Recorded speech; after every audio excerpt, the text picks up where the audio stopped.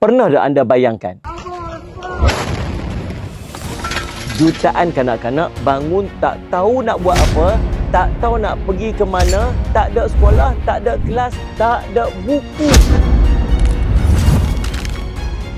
أنا حلمي كان إن أكون على مقعد الدراسة، مش حلم إن أكون على طابور.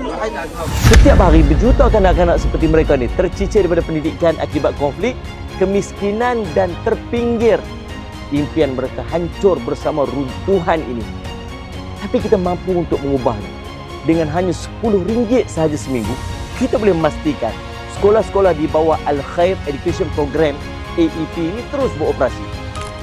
RM10 sahaja daripada anda pada setiap hari Jumaat mampu untuk mencipta suasana pembelajaran yang selesa, menyediakan alat tulis, buku nota, bahkan hidangan makan tengah hari yang mungkin tak pernah mereka nikmati sebelum daripada ini.